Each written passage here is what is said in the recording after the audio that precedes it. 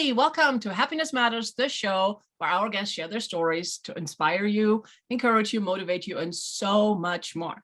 I'm your host, Beanie Man, and my co-host, Mo the Service Dog, who today I locked him out of the office because he's having a day. Anyway, so we're here and we're brought to you by Mupo TV.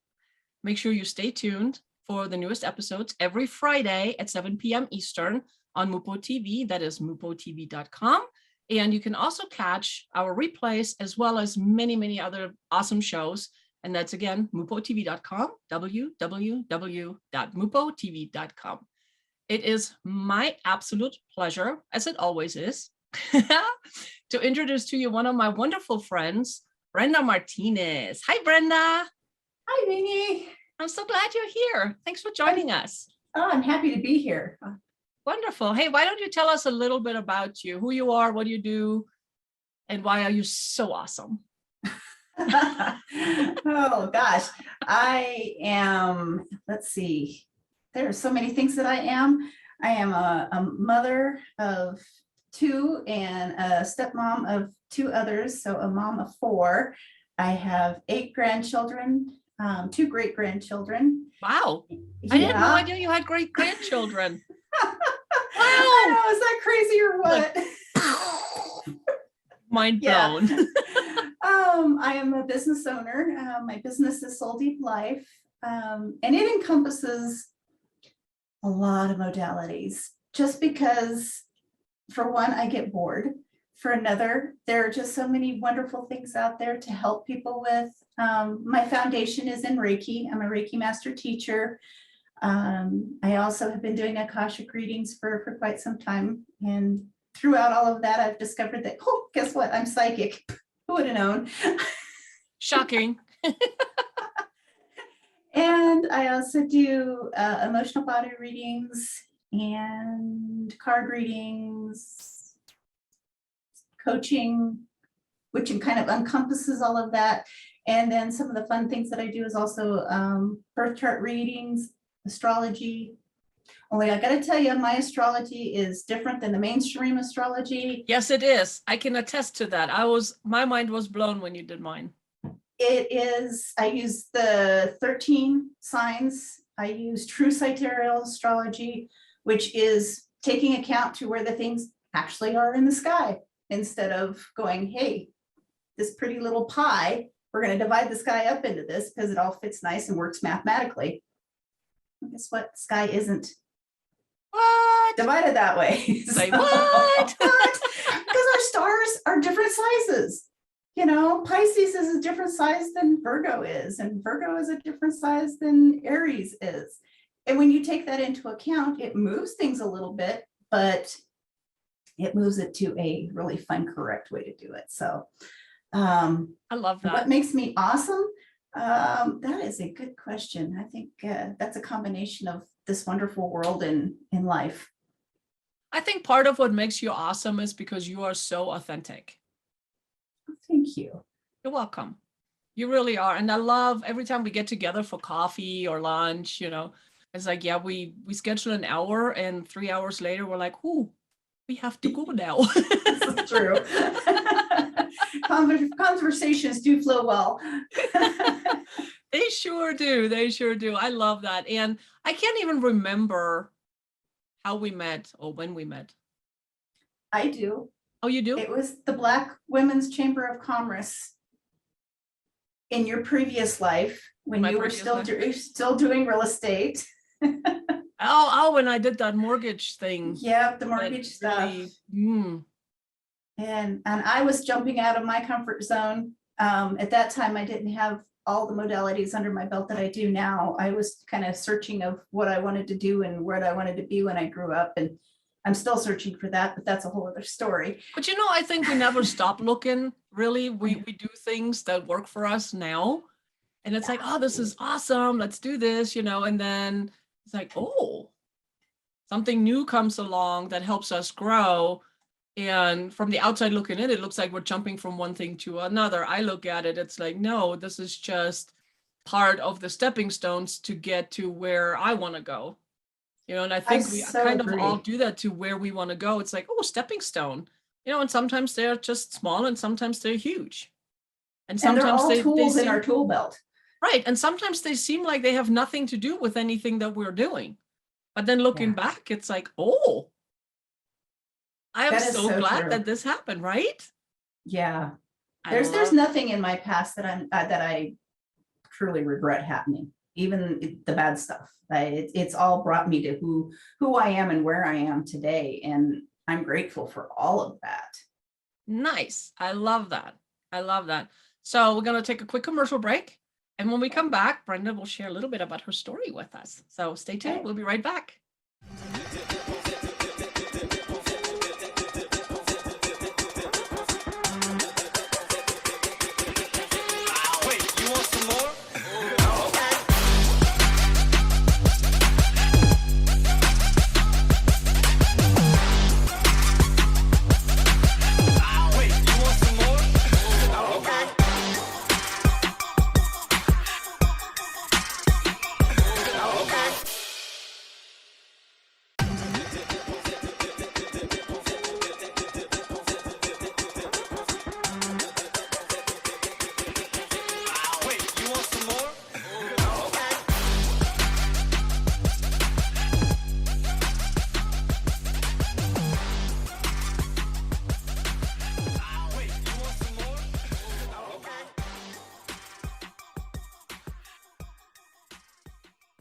Hey, we're back. Your host here, Beanie Man, with Mo the service dog, who is sat outside the door right now.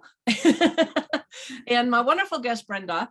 And Brenda is going to share a little bit about her story. And Brenda also submitted her story to be part of the book series, Happiness Matters. And hey, guys, if you have a story that you want to share, send it to me. Send it to story@mattersofperspective.com, up to 1,400 words, or you can go to the website, mattersofperspective.com, and find the guidelines. So there's that real quick. So Brenda, your story, and I know we all have many, many, many different stories. So I would invite you to share your story, either the story you shared with the book or a different story that whatever speaks to you, that you feel our viewers need to hear right now. Okay. Well, I think being that the story that I shared with you is still fresh within me. I don't mind sharing this just to start getting it out there. I don't know how many people in my previous world, kind of like your previous world we talked about, know about what my previous life was like before my current husband, who is absolutely the love of my life. And he's wonderful. He's amazing. Oh, look at you light up. This is so I love good. that guy. I love it. I'm funny. I actually met him before I met my previous husband. My current husband and I met when we were in elementary school. Oh, wow. I met my ex-husband in high school. Yeah, I found him early. What can I say? But that's part of. It's funny how life goes sometimes, right? Well, it's part of my story. I mean, when I was growing up, and I think a lot of women, especially in 50s, 60s, 70s, were led to believe that getting married was the be all end all, and that's what you did. It wasn't that you were striving to have a career or striving to do this. You got married, you had children. That was the thing. And so that was what my mindset was okay, I'm looking for a husband. And long-term relationships were and are part of my makeup. My ex met me I met him at my front door. We had a party at our house, my dad and his friend, and he walked through my door and thought he was pretty great. And honestly, I look back now and yeah, he was great. He was great for what I needed at that time, even though it was tumultuous, to say the least. He was a drinker. And I was a pleaser. So the two mixed cocktails pretty well. But I mean, the thing is with us being told, especially as girls, it's like, find yourself a good husband and you'll be fine. Mm-hmm. Yeah. No. No, And but this then, was so then it drilled was into also us. you didn't get divorced. That was the other thing, is once you're married, you know, the whole limelight of you stay married for the rest of your life, no matter what kind of crap comes down the driveway. Mhm. So you get into that mindset of, I must be married. No matter what happens, I can make it better. And being the person that I am, you know, I'm fully believe in love, and love Good for is you. the end all be all. But it turns out that there's more to relationships than just love. Respect True. is huge. Mhm. And we lost that for each other very soon into the relationship. Wow. I think, you know, the first, like I said in my story, the first red light that should have ding dinged in my head. I don't know how long we'd been together, but don't think it was crazy long. And like I said, he was a drinker. He was on his way home, passed out, and a guardrail went right through the windshield, right where he was sitting. If he hadn't passed out, it would have decapitated him.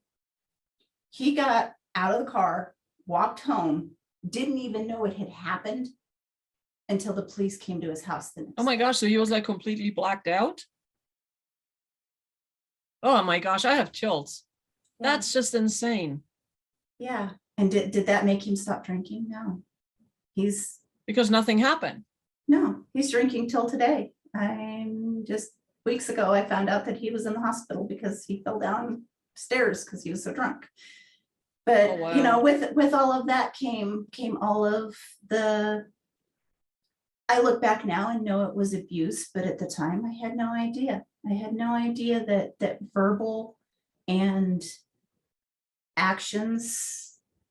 So I can think of so many times that I would come home and, you know, I was a few minutes late and I'd be in trouble. He'd come home at 2, 4 o'clock in the morning, and how dare I ask where he has been? Wow. Yeah. Right. And you know, the thing too is because when we hear about abuse, we immediately think physical. Right. We immediately think physical.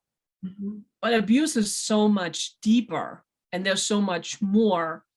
I mean, physical, it's awful, absolutely awful. But those scars heal.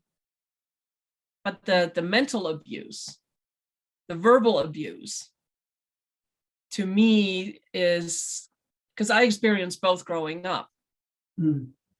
So, you know, I mean, the scars, they all healed, the bruises all went away, but the emotional scars from all the mental abuse, they are so deep. And it Yeah. took a and it takes a long time. And some of them never heal. I still have some that I'm dealing with. I Yeah. have some that I still, you know, it'll come up and it's like, oh, I thought I dealt with that, you know, but at least now I have the awareness that this is a trauma response or this is a trauma reaction. And it's like, oh, ding, Right. you know, to go, oh, that's what happened. I mean, there were numerous times that he would hit walls, break, I remember toilet breaking, guns were pulled out. And my thing was, No well, way. he doesn't hit me. He's never hit me. I would have loved Aren't if he you would have hit lucky? me. No, no. Yeah. And my rationality of it was the gun wasn't pointed at me. But you know, that's the thing too, when we're in those situations, because deep down, part of our upbringing, it's what's pounded into us. We have to make it work. We have to cater to the guy. As us girls, as us women, we have to cater to the guy. No. I mean, if you look at advertisings and stuff from like what the 50s. Yeah. Oh, I look at it, I cringe. But this is so drilled into us and our parents, because they grew up through it during all that time. You know, so it's drilled into us, and we have this innate need, desire, whatever you want to call this, to please and to make it okay. And we figure out ways that work for us to maneuver within that misery. You know, it's like you can and I use that analogy with my clients too. It's like when you break your elbow, before you get the cast on, even after you get the cast on, and I did break my elbow before, so I know what I'm talking about. You baby that arm. You don't want to bump into anything because it hurts. And that's when you're in your comfort zone. Mhm. You know how to maneuver within that comfort zone to keep the pain to a minimum. But that's a great analogy. Right? Yeah. And that's exactly what we're doing when we're in an abusive relationship. We rationalize and we're just like, oh, it's my fault. I could have done better. And next time I won't do that. And we minimize ourselves more and more and more and more. And I was in the type of relationship where he also was, it's always my fault. And the games were played enough that I eventually believed it was my fault. I eventually believed that I was the one that was causing all the trouble. I believed that I was the reason that he wasn't coming home at night. I was the reason that he drank. I was the reason for all of it. Wow. And you know, the thing is, guys, a lie told often enough, people will believe it, but it doesn't make it true. It's still a lie. Right. Even though, I mean, it doesn't matter how loud it's being shouted at you, how many people are giving it to you. It's still a lie. It is still a lie. Yeah. But we believe it. And it's like, once we believe it, it becomes part of who we are. And we totally internalize it. And it takes so much to break free from that. Yeah. Like I said, I'm still there are still things that pop up in my world today that I go, oh, I notice the reaction. And sometimes I don't notice the reaction. Sometimes it's just as simple as that, as a reaction. And then someone will question me and I'm like, oh, I didn't even realize I did that. I didn't even realize that that was my response to it.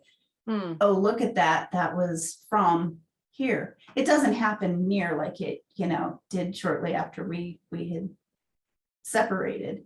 I recall a time after we separated, and it's in my story as well. I had moved out, the kids and I were in our, I had them most of the time and he got them like every other weekend. And it was like either just after an exchange or we were working on getting the exchange put together. And he told me in very, very vivid detail of how he was going to kill me and how I was worthless, how I didn't deserve to live, how I didn't deserve to breathe, and that he was going to come and choke the life out of me.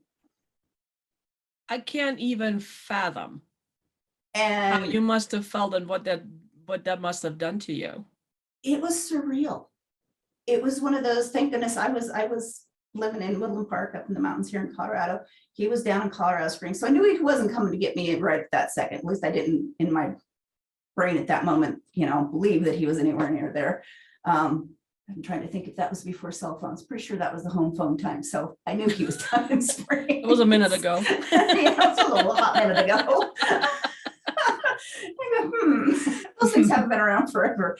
At any rate, so he must have had the kids. We must have been talking because after I left to go into my work and was, obviously shook up. I decided to go in and have a drink and just kind of like, whoa. Well, I got in and as soon as I saw one of the ladies I work with, I just broke down into tears and she was like, what's going on? I told her and she's like, well, you called the police, right? No, I didn't call the police.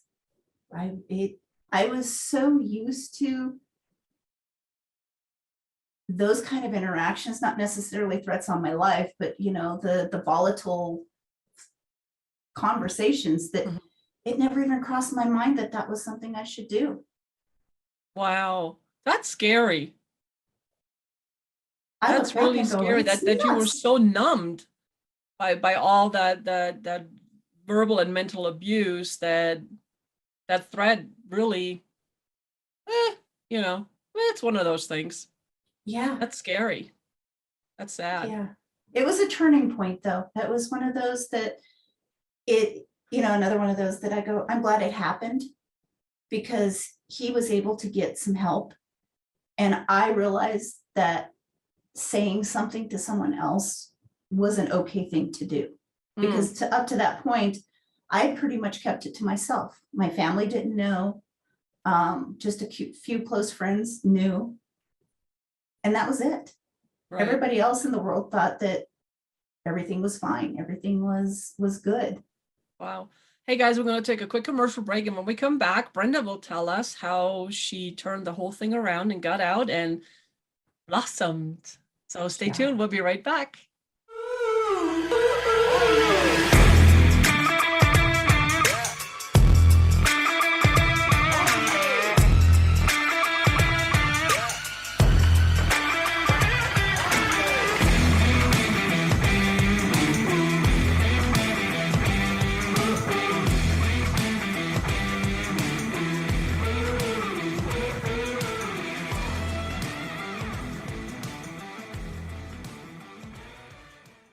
Hey, thanks for hanging around. Welcome back. I'm here, your host, Beanie Man, and Mother Service Talk with our wonderful guest, Brenda Martinez. And Brenda, tell us how, because you mentioned before the break, that was your turning point. Tell us a little bit more than how you got out and how it just like went blossoming from there. Honestly, it was the beginning of the end was when I got my job. I was bartending at a restaurant up in Woodland Park. And it was the most empowering environment that I had been in such a long time. Empowering. It was one of those, well, I discovered that I was really good at something. And this was customer service, bartending. There wasn't a job in the place that I didn't do. I eventually worked myself all the way up to a manager. Nice. But I implemented plans. I put together processes and just really felt valued and felt valuable. And with that came a backbone that I had forgot I had. That's powerful. That is powerful. Yeah, it was. And it was at that time that, I knew that the relationship needed to be end, but I had my kids. And I was thinking, oh my gosh, I need to make this work for my kids. Mm-hmm. And then you have that one epiphany night. And I still remember this night. I had stayed at the bar drinking after I'd gotten off my shift. And, am I proud that I drove home? No, no better than my ex. But at that moment in time, I had stayed there because I didn't want to go home. Wow. And I realized in that moment that how is that good for my kids? How is me sitting here not wanting to be there anything that's good or valuable for them? And what kind of lesson am I teaching them? And as soon as that realization hit me, that's when it all started turning around. And I filed for the divorce and we split up and I got my own place. And I'd love to say, oh, that everything was great after that. No, I went right into another relationship that was another alcoholic, but this time I was a little more in charge, a little more put together, a little more getting my foot in my grounding. Baby steps, right? Yeah. And, until you have something cleared, you attract that same thing. Mm-hmm. It's no wonder that I went into that same kind of relationship, even though because it was familiar. Mm-hmm, mm-hmm. Even though it was a little different, but I learned from that relationship as well. I learned, how to say no. I learned how to be in my own place. I learned that I could make it no matter what kind of idiot I had in my life. Right. People out there that were going to support me and love me no matter what. But it was truly when I started supporting and loving myself that it all really, really turned around. And that's when my current husband came back into the picture. And even that, I held him at bay for months because it's like, what do you do with everything you've ever wanted after you've lived hell for a while? But once I let him back in, again, things started to change. And I started realizing more and more that relationships don't have to be hard. Relationships can be fun. Mhm. And if you mix in respect and you mix in some self-love, some self-worth, they can actually be a whole lot of fun. Yay! Yes, indeed. Yeah. Indeed. Yeah. Yeah. And even baby steps from there. It took me several more years, bartending, waitressing, and whatnot before I got into office jobs. And it was when I got into my office job, I was in a corner office downtown, Alamo Building, gorgeous office, bored out of my freaking gourd, going, what in the world am I going to do with my life? And that's when Reiki came into my life. Yeah, I was going to And ask you, how did you learn about your gift, and how did that all come about? Because I know some people, they're like, oh, I had this my whole life, I just didn't know. And then others is like, it was really weird. All of a sudden, poof, and I had no idea what it was. It freaked me out, you know. well, funny enough, Reiki found me sitting at the bar stool back in that restaurant that helped me find my backbone. Girl came up to me, the small town, so she just came up to me. She had just finished her lesson and showed me what it was, and I remember feeling instantly that energy. Now tell our viewers Whoa. just a real snap thing about Reiki, because not everybody is familiar with Reiki. So Reiki is an energy modality. It found eons ago in Japan. If you think of like Jesus, it was hands-on. So this is just an energy transfer of pulling in the light, channeling it to the person that you're working on. It's so easy and so complicated all at the same time. And it's the most profound thing I've ever done in my life. And I'm so grateful that it popped in my head when I was sitting there in that office in the middle of the day going, what am I going to do with my life? It's a healing modality. There's not a thing that you can't use it for. Mm-hmm. See, I have this vision of Mr. Miyagi, like doing the yeah, kind of, only I do the gasso. It's a little softer, a little gentler. Hey, I'm German, what can I say? Right. You know, bam, go you for do it. it however you want to do it. It's basically, we are wired for it. Everyone on earth is already, Reiki is within you. It's much like taking a light, and you've got the outlet, you've got the wire that goes to the light bulb, and you turn the light bulb on, the Reiki flows through the energy. The Reiki is the energy that's flowing through me to that light bulb. I love that. Yeah, I remember, because I took your class, your Reiki classes. And I remember when I started, and it was really cool. So when I did the first course, Reiki 1, I think it was, I was the only student in there. So I had that one-on-one, you know, and you made me work on you. And I was like, oh, this is so cool, you know, blah, blah, blah. And I didn't know what to expect. I really didn't know, because I'm also very much in my head most of the time, you know, and so I had no idea what to expect. And when we did the meditation to meet our Reiki guide, I was like, okay, here we go. Here goes nothing. And there was my guide. Yep. You know, and it was, and she appeared so clear. I was like, oh, this is really cool. And then of course, here's me, the nerd. It's like, okay, is it because I really want this? Is this in my head? Is this really there? Is this really happening? So I have this whole internal conversation going on. And for me, it's like, I don't really see like a lot of people. For me, it's all a feeling. I can feel, and I explain to people, I can feel the color blue.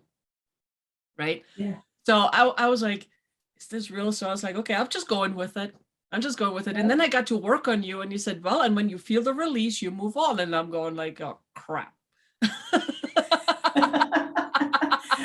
I'm a feeler as well, so I use that language a lot. I've since learned that, okay, do you feel, hear, see, sense?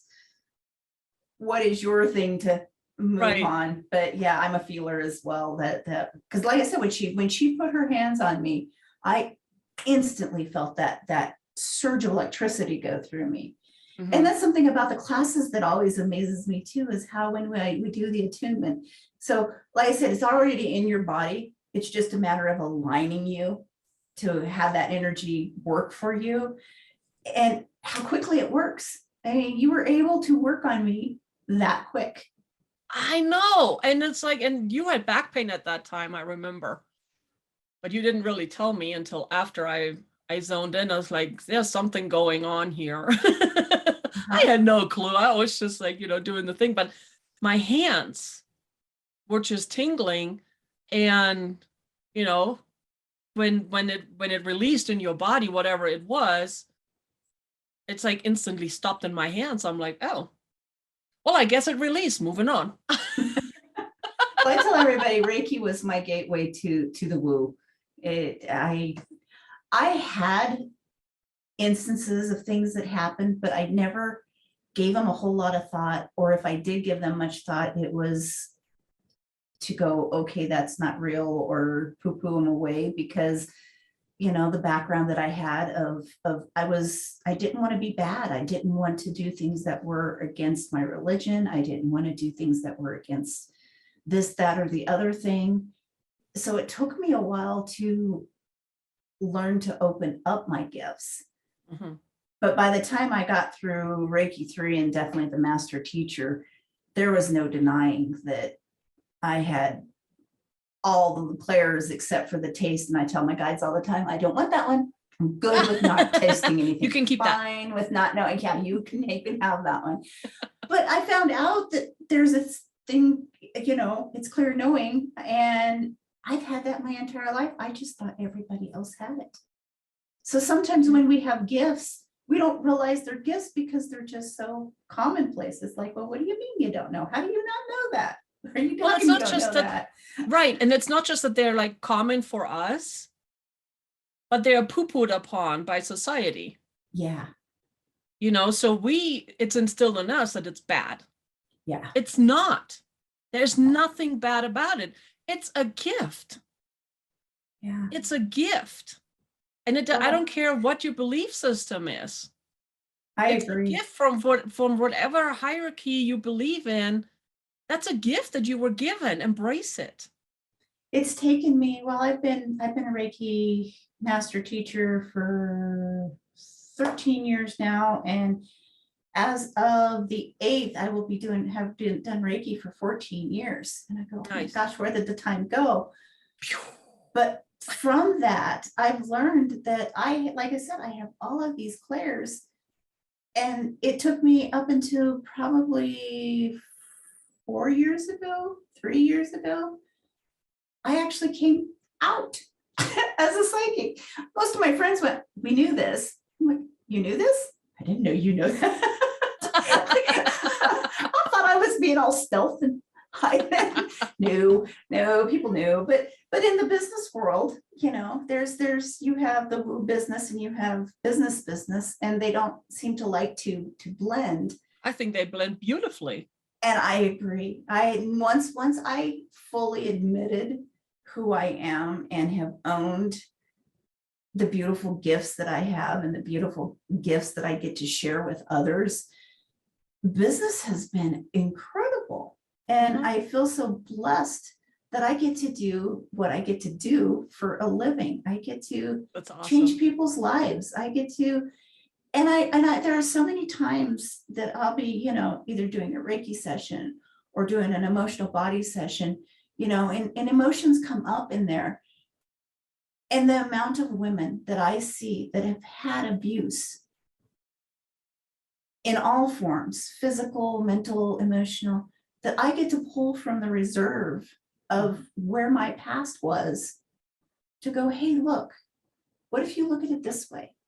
What if you take that wound and mend it and help somebody else with it?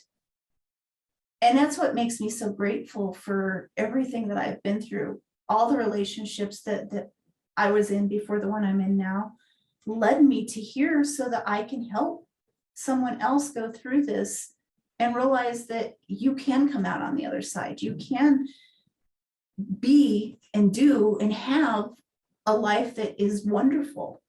That's beautiful. I love that. Huh. This is awesome. Hey guys, I'm going to take another commercial break. We'll be right back.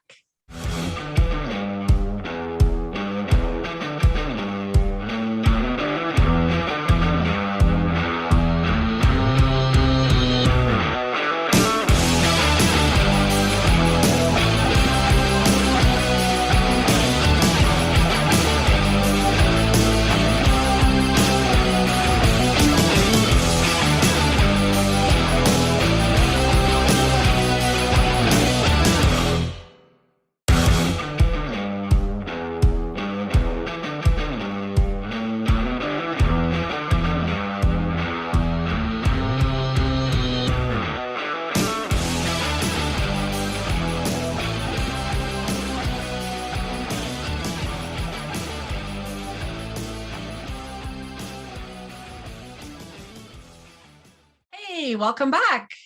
Your host, Beanie Man and Mother Service Doc with Brenda Martinez, our wonderful guest. And earlier you mentioned something about the Akashic Records. Can you let our viewers know what they are, what they do, and why they're important? I know they're important, but not everybody does. So the Akashic Records,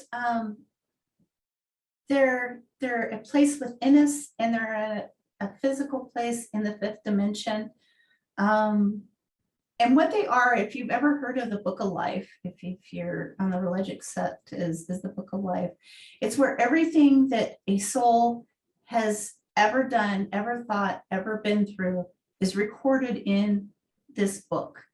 I myself see the records when I go into them as a grid, and I pull the person's light to me, and then I unfold that light to find what I'm looking for. So for me, I use the Akashic Records, the story of the person, to find what is within them, where, if you believe in this sort of thing, and I do, where in their past lives they have gone against who they truly are designed to be, because we're all designed to be divine beings. We are beings of light. We come to this 3D reality to have the contrast, to have the karma, the dharma, whatever you want to call it. Right. And we get stuck sometimes in patterns that are not serving us, because we're not realizing that we are this beautiful divine soul that can be, do, or have anything that we truly want to be, do, or have. And there are things like karma or contracts, or there's a large list of things that we get involved in that go against who we are really designed to be. Sometimes we can resolve it in our lifetime. Other times it takes several lifetimes of patterns before we get to a lifetime that goes, hey, wait, I really want to fix this. So I help put people on the fast track. I go and look and see where in their past lives something was amiss, where they had something karmic, or where they had a vow or a soul contract that is no longer serving them, that is no longer working for them, and yet they're still perpetuating it because of the actions that they're taking. Nice. And I just help people show, okay, hey, this is the action you've taken. If you continue to do this, you're going to continue to get those results.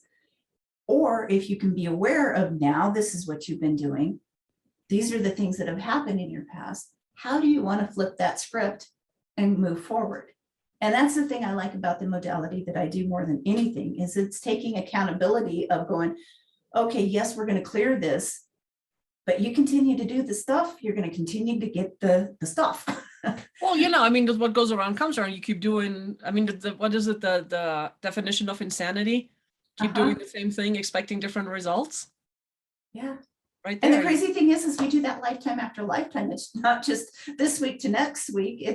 So there are times that we get in these patterns, lifetime after lifetime after lifetime, that you go, okay, stop the insanity. Let me get off this merry-go-round. And that's where the Akashic Records come in. That's where having that record of that soul, of the things that have happened and perpetuated, I get to take a look and go, hey, this is what you've been doing. Let's are we going to fix it? And it's just like Reiki. It's anybody can access them. It's a matter of tuning into the frequency, getting on that vibrational wavelength, and having the intention to go there. Right. There's See, I tons call and it tuning thousands of books. into like your favorite radio station. You have to go turn to a certain frequency on your radio dial Mhm. to get your to get the station that you love. Yeah, And this is no and different. that's a good point. I think the more that you have those buttons that you can push to go back to those certain stations that you really love.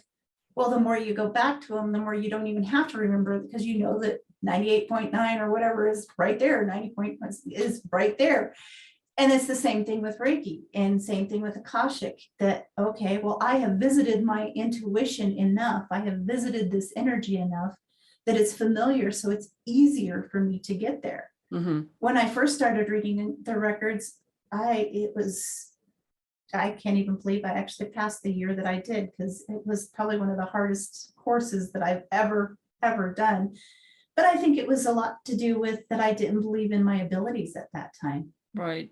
No, I get that. And see, for me, it would be like, because with the ADD thing going on, it's like, oh, squirrel. Oh, squirrel.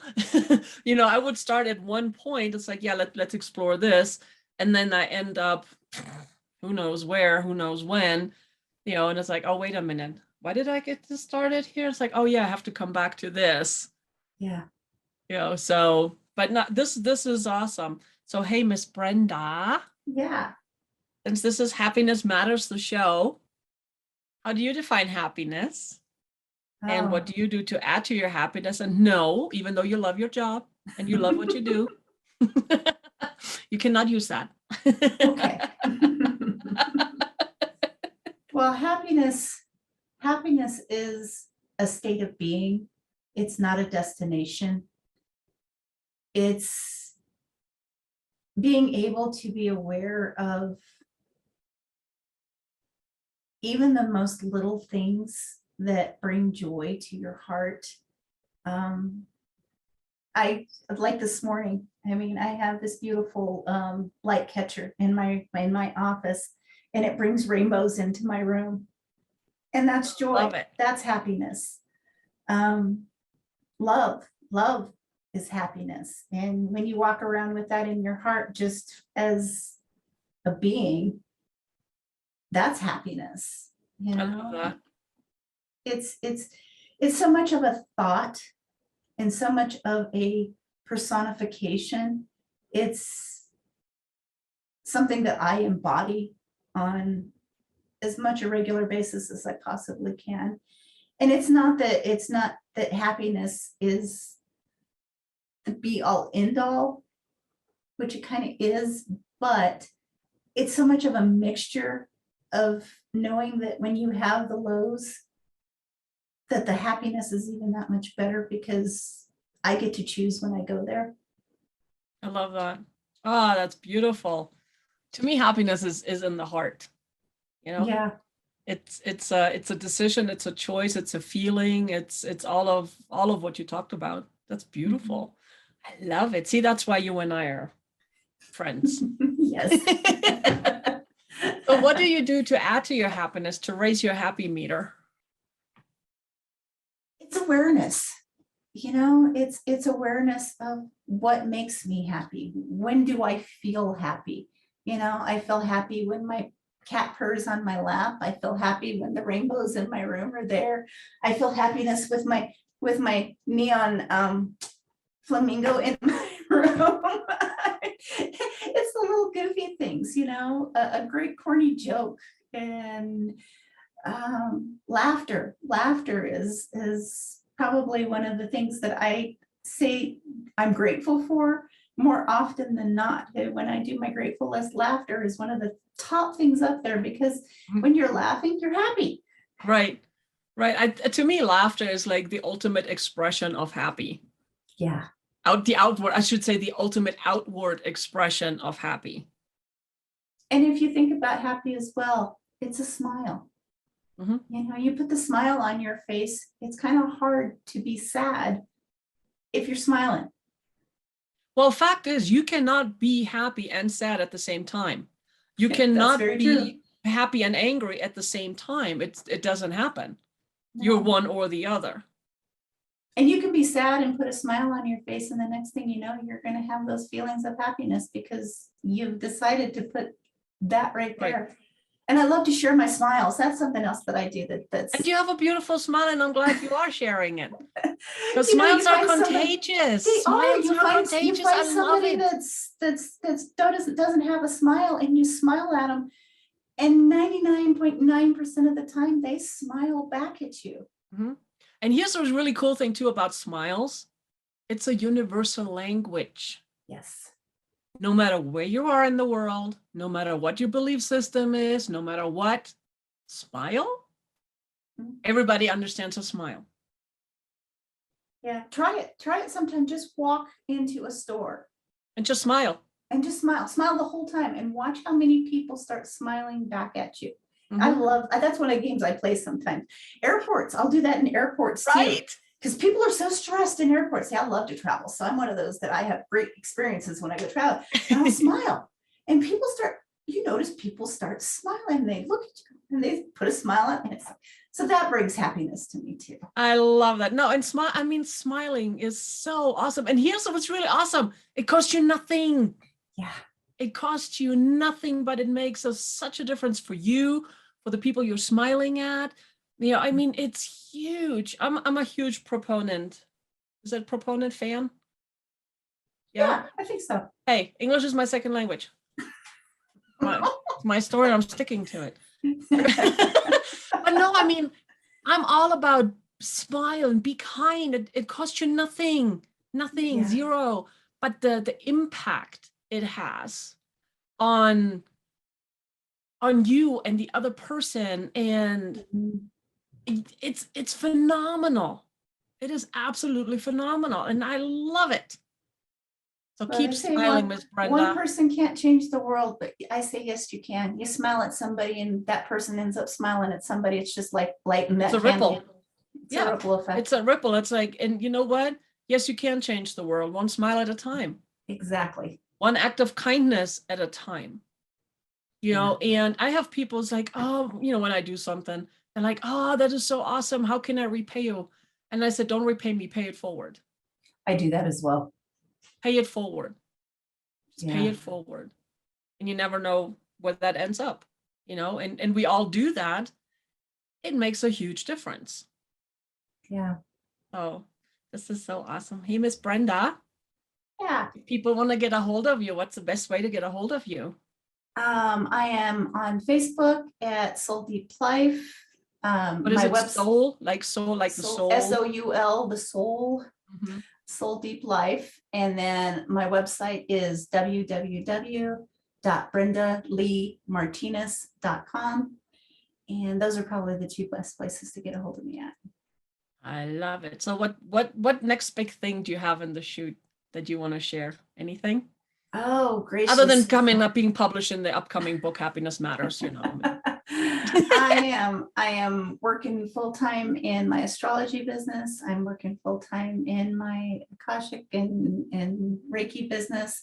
And I'm really looking forward to breaking into more of the coaching business this year, more helping people get their soul's story aligned with who they're designed to be. And I love that I get to bring all of my modalities into that umbrella of helping a soul move forward. Right. That's beautiful. You are amazing. Thank you. So are you. You are so amazing. I'm so glad we're connected. Same. And it's like, yeah, it's like, I mean, I feel so much joy just being in your presence and within your energy. I can't even put it into words. I'm like this, I don't even know the term, fangirling, is that it? Oh, yay! Because you are just so, I just love your whole energy. Your whole being is so beautiful. It is so bright and so light, and you do so much for so many, and they may not even be aware of it simply by being you and by bringing your positive energy to the table. you know, you Well, touch thank so you. many, and that's just beautiful. I love it. I appreciate that. Thank you. You're welcome. So thank you, Brenda, for being on our show. This was Thank great. you for having me. Anytime, Awesome. anytime. Okay. So thank you Awesome. so much. And hey, guys, we're going to take a quick commercial break and we'll be right back for the tip of the week. Stay tuned.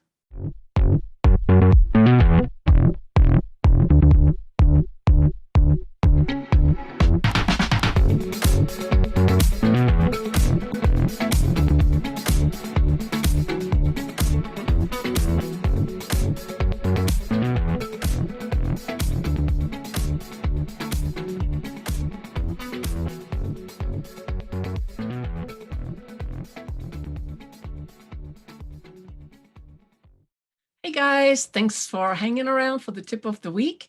And today it's in order to save myself, I must destroy first the me I was told to be, the dreamer. And just like Brenda, she had to really rediscover who she was and break free from all the things that she believed she had to do or she should be doing, and even staying in a not so healthy relationship. You know, I mean, sometimes we just have to break free. And if it doesn't feel right, if it doesn't feel good for you, change it, get out. You know, especially if you're in a situation where domestic violence or violence is a thing, you know, get out. There's help out there. Please reach out to somebody for help. Please reach out. Help is out there. It's all there. And you don't have to stick around. And it's okay to break free, you know, and break the mold and be something that is not what everybody thought you needed to be, and follow, you know, the footsteps of the family, for instance. You know, if it doesn't feel right for you, just don't do it. It's okay. And hey, if you want to share your story, I would love to have your story. Send it to story@mattersofperspective.com, or check out the website mattersofperspective.com, find the story guidelines, and we're looking for like 1,400 words. That's it. And we'd love to include your story in our book to inspire, encourage, motivate others. And most of all, it's really to give hope to people. And love for you to share your story. Please do. And share the show with your friends if you find value in this. We'd love to. And then check out the other shows on mupotv.com. Thanks for watching. We'll see you next week. And as always, be happy, be kind, be love. Bye.